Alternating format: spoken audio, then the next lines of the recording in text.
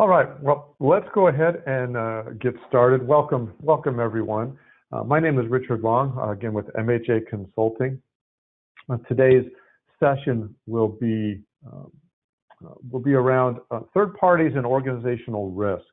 We're really looking forward to having a good discussion, and hopefully that you'll find some value, or at least a few items to consider that you can take back to your organization and your business continuity.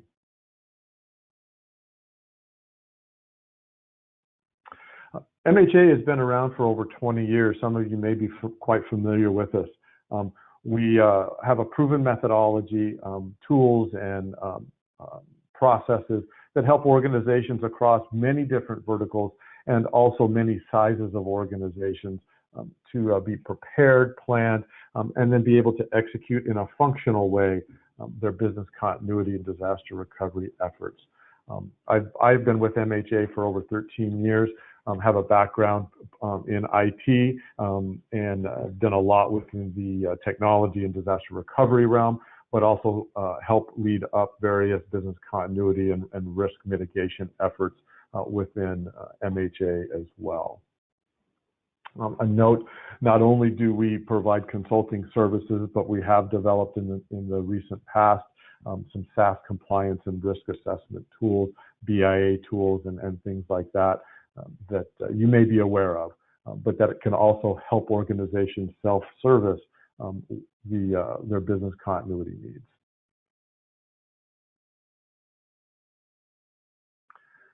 One of the, I think, the interesting things, as we said, we've been around a long time, but one of our unique advantages is that we do go across many verticals and many sizes of organizations. And so there are organizations that have, billions and trillions of dollars ultimately that are being protected through some of the efforts that MHA has provided. And we're very proud of that. And I think it allows us to have some good perspective across, when we work with organizations. That also allows, because of our small size, you don't necessarily get just a big consulting firm, but you get the people you're talking to. And it allows us to be very nimble and unique in that field. Plus, we try very hard to be very specific to the organization's need rather than you fitting into what we do. We need to fit into what the organization does, and I think we do a pretty good job of that. So you can see here our just a sampling of the various organizations within the verticals that we work with. And as mentioned, we have a nice suite of services that really can start from the very beginning and help you run your program, but also can jump in and have very specific targeted engagements to assist as well. And so we have both sides of that. Well, we'll be with organizations for a longer period of time and helping them run their programs, from the assessment to the implementation, but also may jump in and just help with an exercise or help with some documentation, or, hey, can you just do a quick assessment, or whatever. And so we're happy to do any and all of that. So what are we going to talk about today? Really, today is all about third-party risk assessment and mitigating strategies. So as we're talking today, please feel free to ask questions, throw it into the chat. Catherine, who is also part of MHA, will be monitoring that and will help us pause, and I'll pause in between to make sure there aren't any questions or comments. If there's something that you would like to add that you believe is pertinent or enhances maybe some of the information, or maybe you have a disagreement, maybe there might be something that we need to clarify, let's go ahead and do that. I think it's important that as a group we come together and work together on this and be collaborative versus just here's a bunch of information that MHA has. I think it's important and I think it's accurate, but your perspectives also will provide value, and that's the whole point of having these type of conversations and discussions.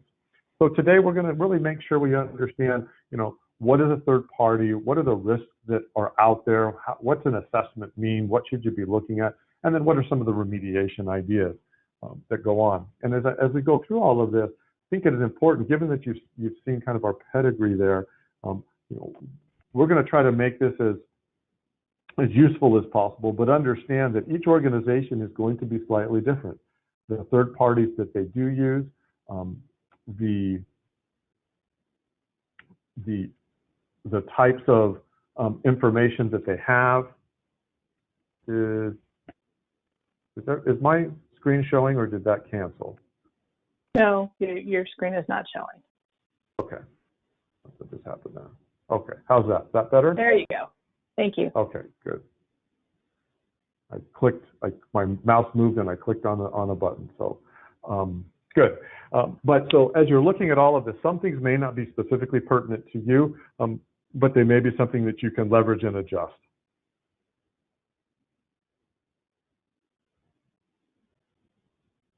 So just really quickly to make sure, as we're talking about that, as we always think about disaster recovery or resiliency as it relates to business continuity, today's focus is really going to be more on this bottom section, third parties and supply chain. But in everything that you do, an important aspect to this is that all of these other areas, whether it be disaster recovery, single points of failure, people, pandemic, they also apply to what we're going to be talking about around your third party, supply chain, et cetera, that may be outside of your control. But those aspects are still key as you're addressing them with your partners, that they have them in place as well. So don't forget about those as you're looking at it, but also think about how is what you're doing within your own disaster recovery or business continuity program, how does it integrate into your third parties as well? And just as a reminder, we think it's very important that we always keep in mind, the priority or what should we be looking at in terms of continuity efforts and risk.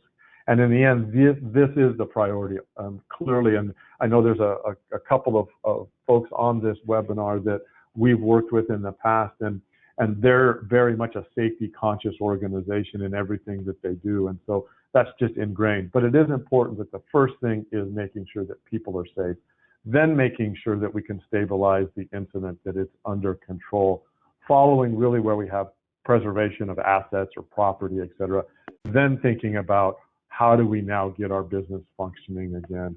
But without those first three, the other one really isn't very meaningful. So just always keep that in mind in everything that we do and as we talk.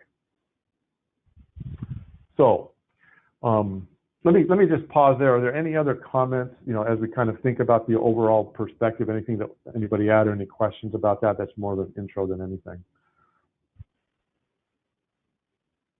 Okay.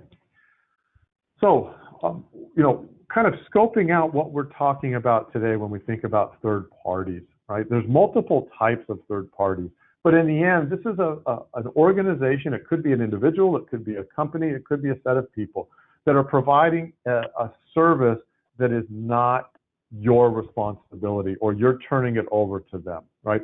It's ancillary or auxiliary to what you do every day, and it's something that may not be either specifically provided by you to your customers, or it is something that you're contracting out to provide to a customer. But in the end, this is something else that you're not responsible for doing. And examples for that are technology providers, right? You can think in terms of maybe cloud providers, right? We think in terms of Amazon or Microsoft, but also other technology providers, people that are providing you equipment, whether that's IT equipment or other types of equipment. It could be equipment that's used within distribution centers or manufacturing sites, right? Obviously suppliers, third-party components, raw materials, etc. Other third-party services that may not, you may kind of forget about, things like security, janitorial services. Maybe you have payroll processing. Consulting firms such as MHA is providing something. There may be consulting firms that help with certain business functions on a regular basis. Those are the other things. And then lastly, when we think in terms of third parties, we're going to actually call it the fourth party. But it's becoming more and more important. And that is the third party provider to your third party, right? So if you have a component manufacturer, their raw material supplier is your fourth party, right? Or for SaaS solutions, if you're using something like a Salesforce, or an email provider like Microsoft 365, even though Microsoft has their own, but there could be other services that are used. Their cloud provider is not something within their control. They're contracting that out. And so understanding what your your partners, your third parties are doing, and who their third parties are, because now that critical service is part of your critical service. So this is kind of the scope and the discussion that we want to have as we start thinking about risks, et cetera. Questions? Comments? Anything I'm missing there that you might want to add that maybe your organization has that isn't captured in one of these examples? All right. All right. So one of the first things that we need to do as we start thinking about third-party risk assessment and mitigating any risk is identifying the third parties. As we just talked about there are times when we're out working with individuals and we start bringing up that list of examples, organizations don't even think about that as their third parties, or they only focus on their critical suppliers, maybe within their supply chain. But some of these other providers that are out there are just as critical. So the first thing is, do you know who your third parties are? And can you identify them across the board, not just those critical ones that everybody knows about, or the categories that are out there, but do you know who they actually are? How many suppliers do you actually have that are providing you components, raw materials, et cetera? How many technology providers do you really have? If you start really listing those out, all of a sudden you can realize all your software providers, all your hardware providers, all your other services that come in, consultants that are coming in and out the door. I would hazard to guess that you probably would be very surprised as you saw the list of third parties that you use that are part of your organization, and probably even to a certain extent how critical they are. Also, do you know those critical fourth parties? As you work with your vendors and your partners, do you ask and do you understand who are you dependent on to get your service in place? I was just recently working with a client, and they have very few internal resources. They pretty much use third parties for everything, both their software solutions, their services, their internal teams are actually third-party firms that assist them in what they do. And so as we work through all of that, they recognize it's very much of a risk. And so, you need to consider that. So we would highly encourage you to perform an inventory of all of those third parties, and note what is their reliance? How important are they to what you do day in and day out? And if they are not there, what is the impact? We often think in terms of, well, they're really big, right? Or they're nationwide, or they'll never go under. That's great. That means the risk might be low, but the reliance on them should be understood. Also, understanding, what is the business areas and functions that those various parties have in store and what they're responsible for, right? What are those that impact multiple areas? Because now maybe you're putting, your eggs in one basket, if you will. Understanding and prioritizing their business continuity state. Because again, if you have a highly reliant third party, but they really don't have a really good business continuity plan, there's risk in your organization.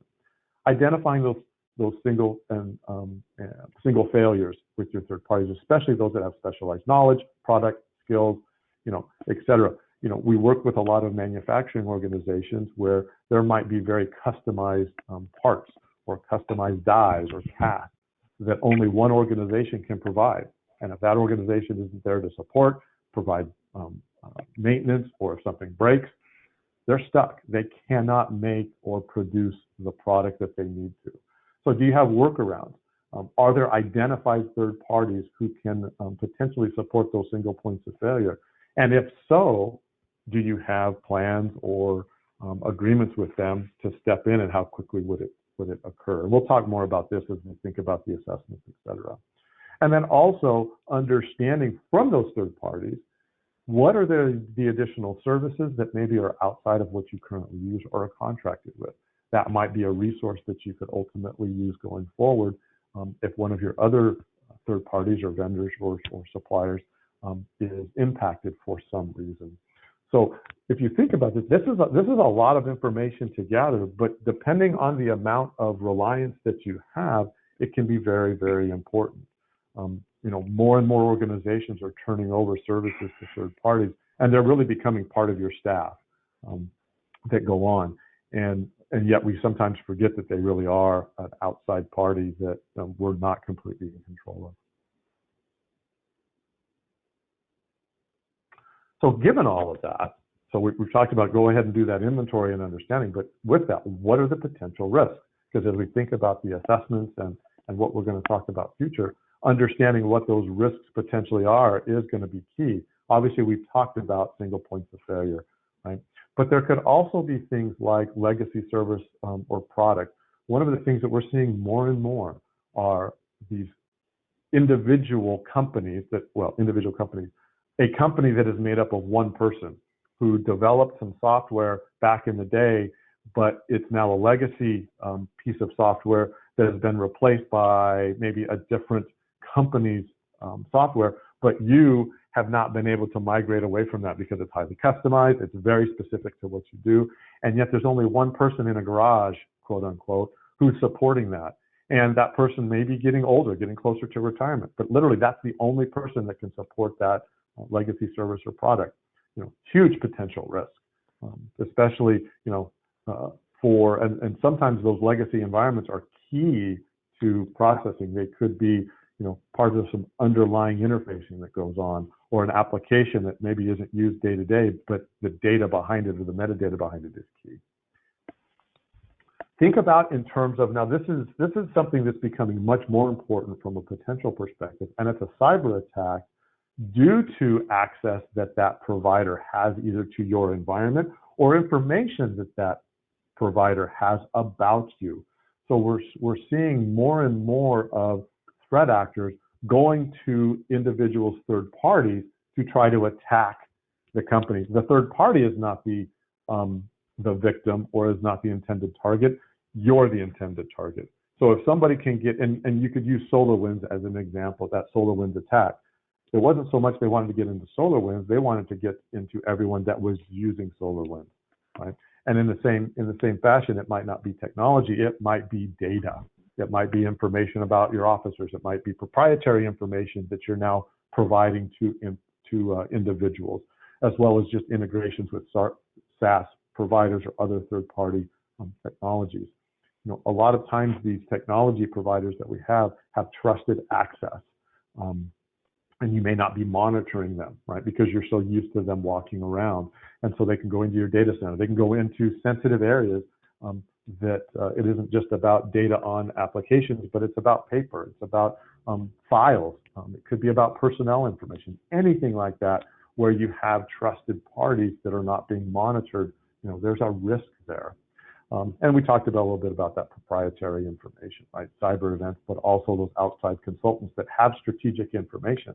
And it may not necessarily be they steal it from you, but they have it, and now they're just sharing it inappropriately. So there's both the intended breach, but there could be an unintended breach, right? One of the things I know that we try as MHA to be very careful about is sharing information, because we work with many clients, and so we can share our findings and our understandings. But we also want to be careful that we're not sharing proprietary information, that we're not necessarily sharing without permission. Yeah, we're working with X company, or we have an organization that does this type of thing, but being much more generic about it so that they're not identifiable. Organizations are becoming much more concerned about specific information getting out because it could be a competitive advantage. So for example, I have a company that we were putting together a report, and there was some detailed information about the type of technology they use and the different types of storage, et cetera, to be very specific. And they actually said, let's pull all of that out. We don't want this report to get out because we're going to be giving this to some of our partners. And even though we have NDAs, we can't guarantee that doesn't get out to our competitor, and now they can use that against us. So all of that can be a risk with your third parties. Information is key. What are the other pieces? Now, we talked about specific data or information, but now we also have continuity issues. So as we said, a lot of the companies that you're working with are running your business. And so their business continuity is your business continuity. If your third party has a reputational issue, that's going to impact your brand. We've seen that over probably the last several years, where somebody who you are purchasing product from someone and they have an issue. I think about some of I think coconut water is one that I recently saw where Target and Costco and others are stopping the selling of certain products because of their reputation, and they don't want to be harmed by it as well, right? Any kind of third-party service product, is key to your revenue. If they cannot provide that service, you lose revenue, right? It's not just a help, but it's key to what you do. It could be customer service, right?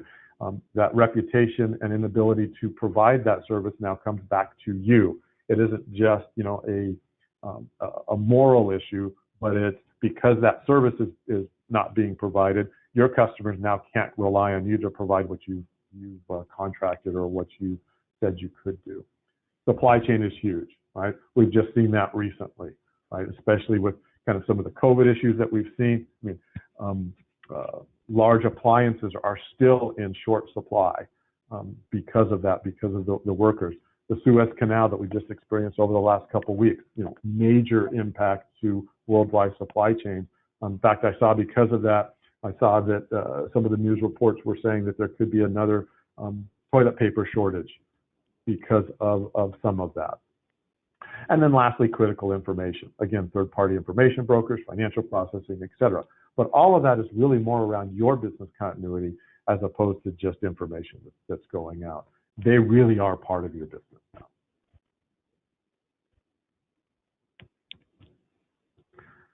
So if we think specifically around supply chain, what are really some of the additional risks as we think? Because those tend to be some of our major third-party suppliers and have really a direct impact. And so I think it is key that we talk about supply chain risks, specifically outside of just other service providers. But you can kind of see here is, demand, supply, process, network and control, and overall environmental risk. So if you look at all of those, again, thinking about the COVID example, right? Demand changed quickly for certain products, and the ability of the supply chain to be nimble was a little bit difficult. Or because we're in real-time delivery or real-time supply chain mode, trying to make up those demand risks can be very difficult, especially for organizations that are already maxed out because they're trying to be as efficient as possible and meeting their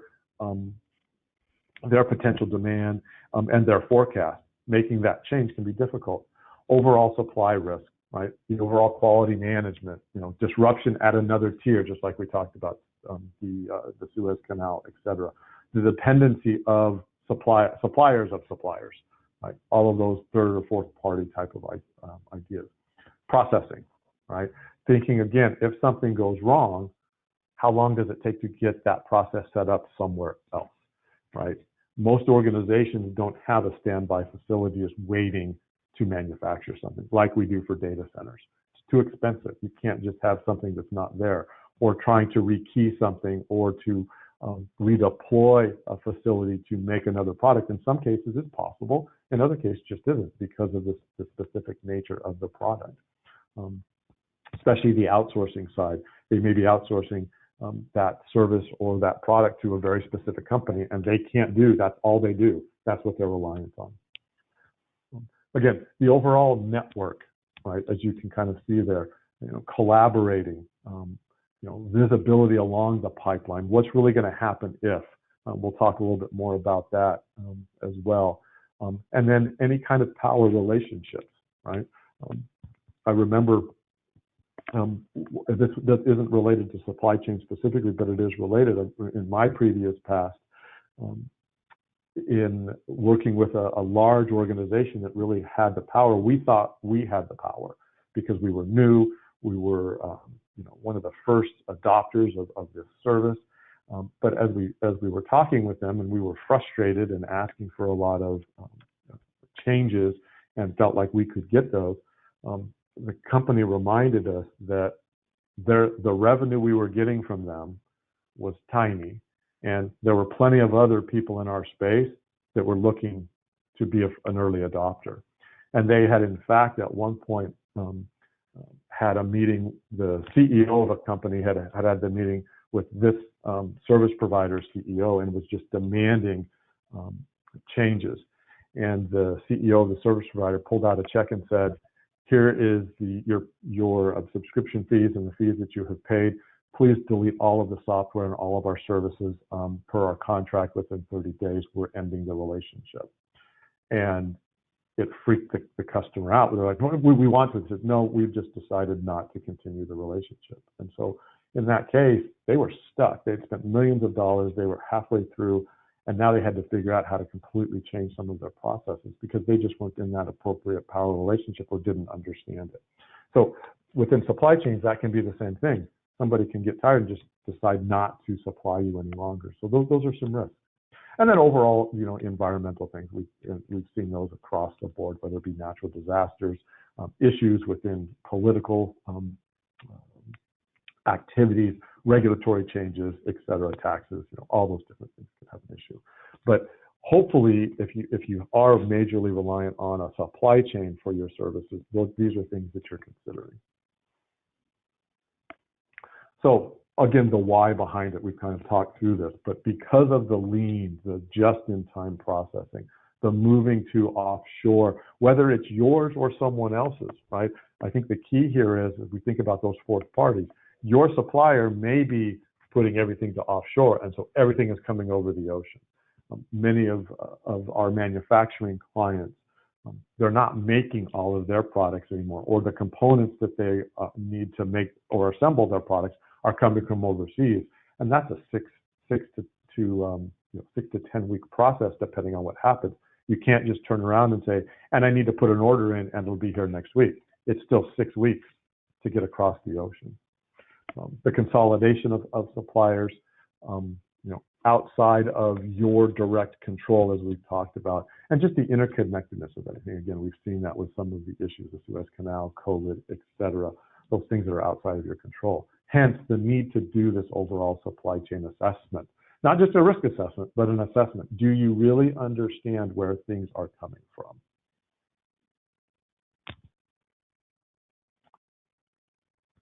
So with that, now let's kind of step that beyond just supply chain. And this is kind of a repeat to a certain extent, but using that example to say now doing the same thing and a third-party risk assessment for all of your third parties, right? Because of the supply chain dependencies, we've just discussed that. But again, because of the globalization, the reputational risk linked to your third parties, the minute somebody finds out you're doing business with Company X and Company X's Company X CEO is embroiled in some controversy, that could potentially come back to you. How could you do business with them, right? And so your reputational risk is linked. The reliance of information and systems, again, we've talked about that. The concentration of those critical functions, in fewer facilities from a location perspective, or just within a personnel perspective. Now your proprietary, your institutional knowledge is being given to outside parties and may be diluted within your organization. As I said, that one organization that relies on third parties, the majority of some of their very detailed proprietary and institutional knowledge is not held within the organization. It's held without it. And as we would talk with that organization and some of those third parties, they're like, it's not a problem, we're here. But it turned out the staff for their service provider had been there for like 10 years. Well, all of a sudden, it's like if those two people left, the organization, the third party, could provide another individual, but they don't have the information necessarily, or at least to the detailed level that those current assigned resources do. And yet that same information was not included in the institution itself. So they couldn't turn out to a new resource and say, well, here's all the information. It walked out the door with the third party's resources who are not part of your organization. Consider mergers and acquisitions, divestitures, all of that. How can that impact your third-party resiliency, right? So now your third party is being bought by someone else, and they may no longer be the priority. Or now you were the big fish in a small pond for that vendor or that provider, but now they're part of an HP or an IBM or pick your other favorite organization, and now that's just a small piece of that bigger organization. And so therefore your influence may have been reduced, or even the visibility to that and their ability to be nimble has been reduced. So in the end, these third-party risk assessments, all those risks that we talked about, really comes back to the resiliency. So it's not only, the third parties, your resiliency, but it's that third-party resiliency. And so there are some, different standards that you can look at that are noted here.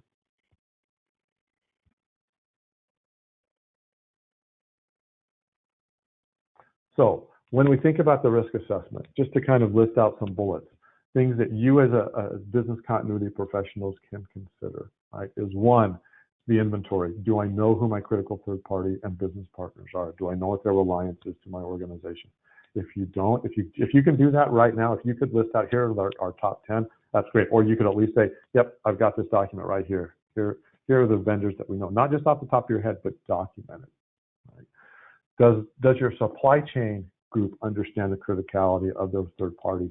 And I would then say fourth parties. Do they know the third parties of their third parties? Do they have all of that? Do you have that ability to prioritize what those third parties do and the services that they do actually provide? Ultimately, what happens if their crisis becomes an issue for you? Do you have business continuity plans in place? Do you have actions that can be taken to support them, and then can they support you? Have you informed your third parties of their prioritization and what's expected during an emergency that you have? So there's one thing to say, here's what's going to happen. Just in general, we understand what their criticality is, but is there anything different that your partners need to do if you're in a crisis? You're expecting them to step up and do more, or you're hoping to have them on call, or there's more information that you're going to need. Whatever that may be, you want them to partner with you and be on your crisis management calls, et cetera. Have you talked to them and planned for that as well?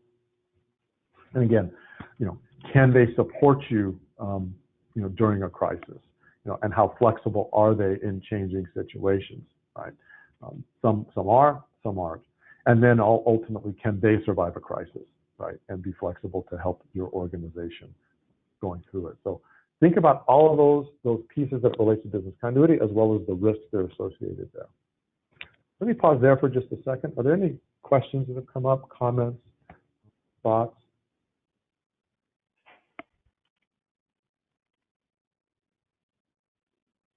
Okay.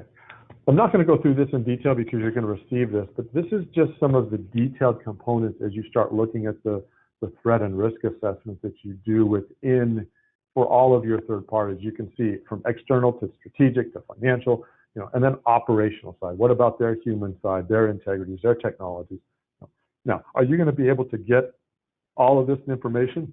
Not necessarily, but at least you should be looking and asking the questions. Do you need to get it? What's their criticality to you? Do they have a social responsibility, or do they leverage that within their processes? Do they have the efficiency, et cetera? What's their resiliency? Again, their strategic partnerships. Any kind of compliance needs that they have to adhere to, that you're relying on them to be compliant for you. Right? That might be a key piece that you want to look at, kind of across the board. So there's a ton here that I would encourage you to look at after the fact and understand. And just a couple of other notes just to kind of call out, thinking in terms of, real estate, their regulatory reporting, right? Their financial position, where are they at? You probably have done some of that when you first identified them as a vendor and they were appropriate, but do you continue to evaluate those risks and those items going forward? And the reason I mention that is, and I've probably used this example in the past, we had a client who within months went out of business. And probably nobody would have expected it. Now, they went out of business because there was a personal issue with some of the leadership of that organization. But over time, understanding, what are the risks? Is this company still financially viable? Are they doing what they're continuing to expect to do, or are there signs that there are chinks in the armor, if you will? And I think that's one of the key pieces when we think about risk and we think about crises that occur. as we've talked in previous webinars and presentations that we give, the smoldering issues are those that are most likely to occur. You know, the big, we never expected this or we really didn't see it coming, really doesn't occur. If you step back and realize that there were signs that there were issues going on, whether it's internally or externally. And so are you looking at those signs, especially for those critical vendors?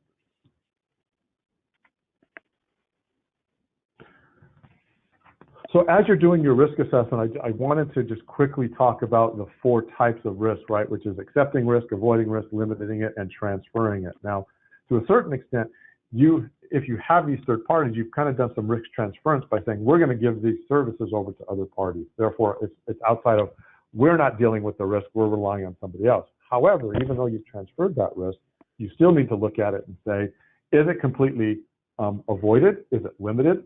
Or even if they do go out of business or they can't deliver their service or their product, we're going to accept that. It's not that big a deal. We've got enough insurance. We've got whatever it may be, right? Because there's that risk tolerance and risk appetite, right? And you're going to need to look at that as it relates to the business function that these third-party providers give to you. And so understand that in your risk assessment, you need to be considering, and this is probably more of the mitigation side, but do you understand what you're going to be doing at all of this, and that doing nothing is a risk strategy, which is risk acceptance. Even if you don't do anything, you're just accepting that it could occur. So understanding these is really key to the mitigation side.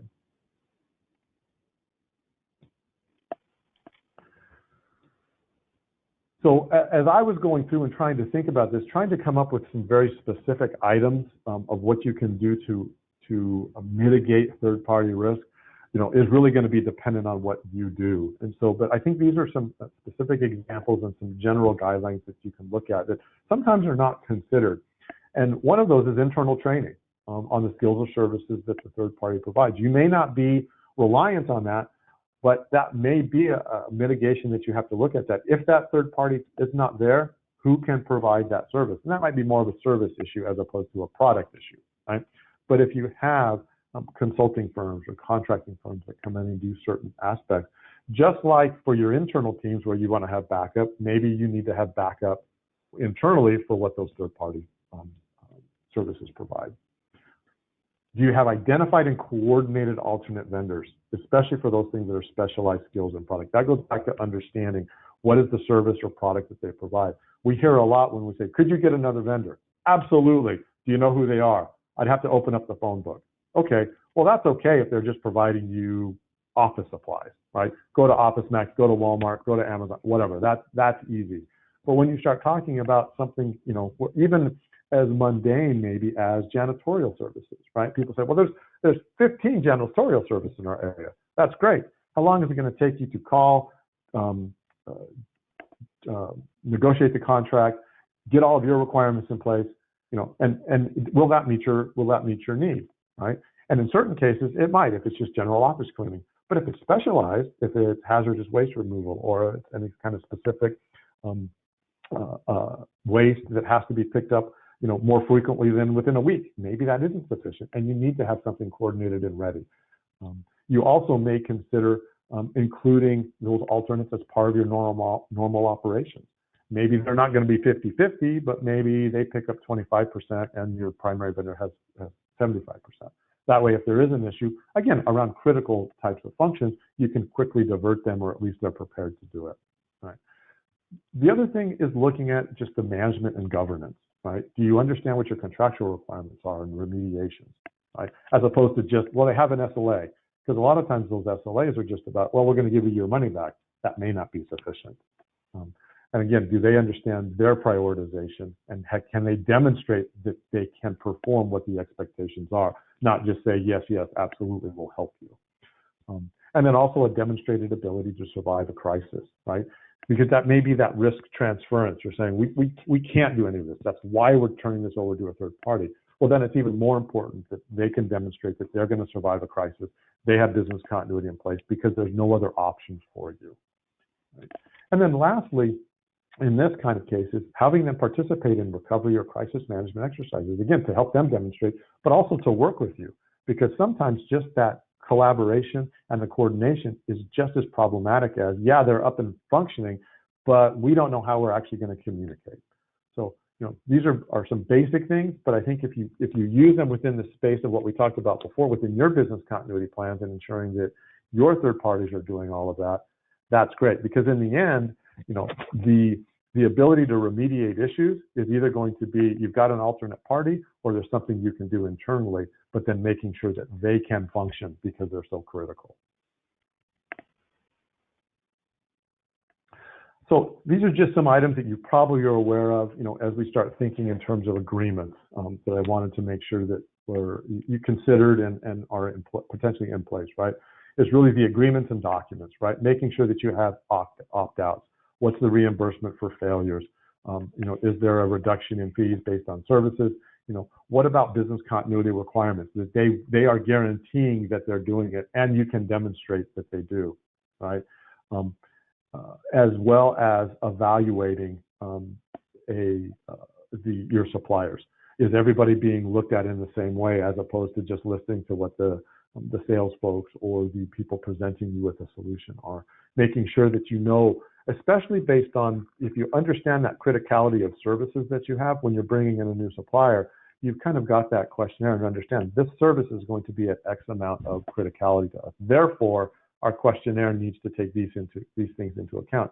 And if they're a data processor, then maybe their security and their cyber protections are going to be key, as opposed to somebody maybe like MHA that is providing you some data, but you're using it for BIA or something else, where that's just not as critical to what you need, and so you can reduce that. So there is that understanding of which questions are going to be really key, which questions, if they're not compliant, what's the risk to you, and do you need to have any other remediation?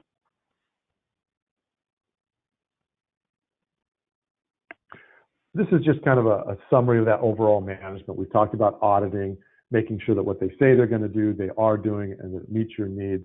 Their prioritization is noted and identified across the board. Any gaps between the priority that they have and what the supplier can expect or their expectations for your organization are identified and documented so that you understand what those gaps may be.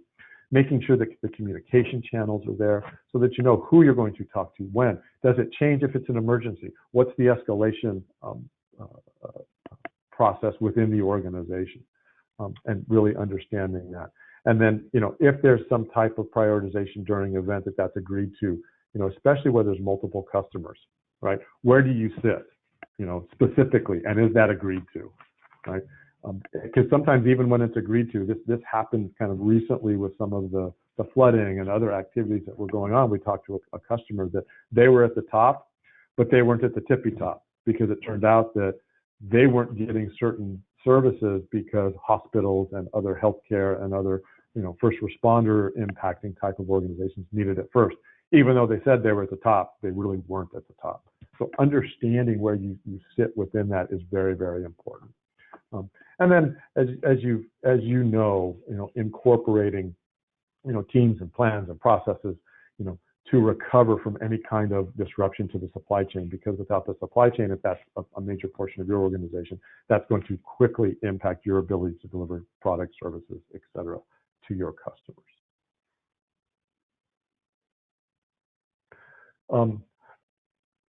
Really, this is just a kind of an afterthought, but after you've done your assessment, you've done some of your remediation, you've looked at that, one of the things that you can then consider is kind of a follow-up risk assessment, which is really about what else is out there. Now that we've done all of this, is there any other risks that still exist? That's kind of a futures type of discussion, probably nothing that you need to worry about here. That's something that you're interested in. We'd be more than happy to address that with you. But you don't want to just stop. You also always want to look at, once you've identified the gaps, once you've remediated the gaps, once you've identified your processes, is there anything still out there? Too often organizations do that and they say, we're done. When in reality, you've either, you've done your risk acceptance. Well, are you sure there isn't any additional risk? Or you've done your risk remediation. And we've kind of talked about that today. This residual risk concept is really what we've talked about here, is doing a risk assessment to your third parties because you've transferred that risk to someone else. So where do we go from here? we've kind of summarized this a couple of times, but you need to evaluate your third parties. Make sure you categorize them, identify your single points of failure, perform a risk assessment, prioritize remediate actions based on risk impact, probability, and impact. And then finally, potentially address, is there anything else that we have missed? But I would really say, if you don't do these in kind of this order, just going to remediating, you're probably going to miss very important and critical aspects to your third parties that have not been done if you do it in a more disciplined and a complete approach. That's what I have for you today. Are there any questions, comments, additional insights that anyone would like to provide?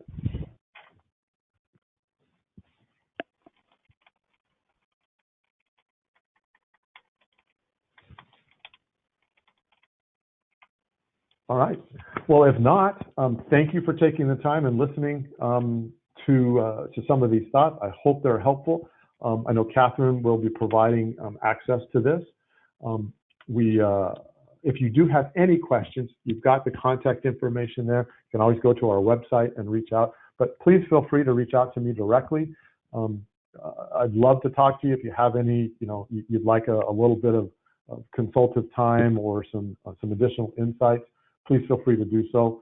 We're always here to help, with some short conversations. And obviously, that's no charge. We're just happy to answer questions and help out and try to make you as successful as possible. So with that, just make sure, Catherine, are there any comments or questions that I have missed?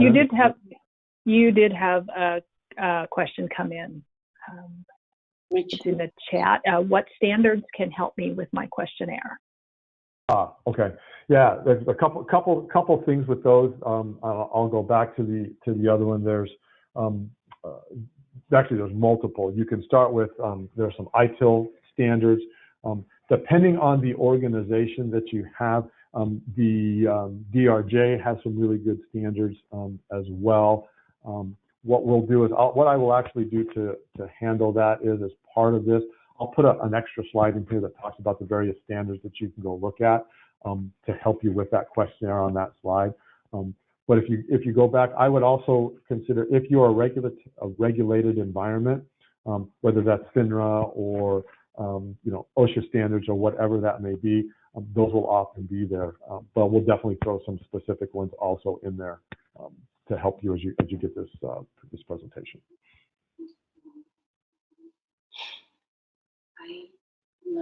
Richard, can you hear me? Michelle here.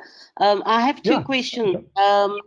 So I'm a risk consultant. So risk assessments are generally done annually. So once a year, one would do a risk assessment on your business unit, right?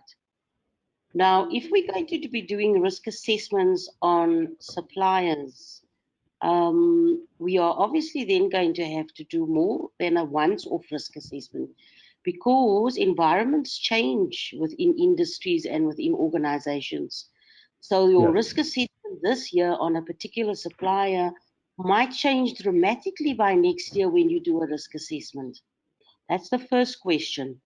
The second question is, are we saying this is a reactive process? Because surely in your proactive process, when you take a supplier on board, as part of your due diligence, one would then incorporate a risk assessment, which I think would be much beneficial if organizations start doing it from that perspective. Your view? Yes, two sides to that. When you think in terms of the risk assessment, what we would recommend is, based on the prioritization of that vendor, that is then going to drive the frequency of that assessment for that vendor. So somebody that's critical, you're going to want to do that on an annual basis, right? Yes. Somebody that's a medium or low, that might be every 2 years or every 3 years, right? Yes. But it should be probably more frequent than every 5, because what you just said, because the environment changes so quickly. I would also say that, almost in a mini risk assessment, that on an annual basis, however, you are looking at your vendors and or verifying their their prioritization or their criticality to your organization. So if one has moved from a medium or low criticality to a high, that you're not missing that within that time frame. And then to your point of reactive versus proactive, I think as part of your selection criteria, as you said, that assessment of them should be part of that. And then based on that, they'll fall into that. I don't see this as really anything that you should be doing more than annually for your vendors, but you need to be doing it probably on at least an annual basis for those critical vendors. Yes, agreed. And again, it's going to depend on, this is kind of where it depends, right? Is if you have 3 critical vendors, or you've got 5 total vendors, for whatever reason, great, you might be doing those annually. But for most organizations, right, you've got your major suppliers. You've got 3 or 4 major suppliers. You're going to do those on a regular basis. Yeah, and they you might look at that and say they are so critical that we're going to do them every 6 months because it's only 2 or 3, right? So I think that's the other piece that you kind of have to look at is taking this and looking at it from an overall risk perspective. There really isn't a one-size-fits-all answer to all of this. Okay, thank you. Mm-hmm.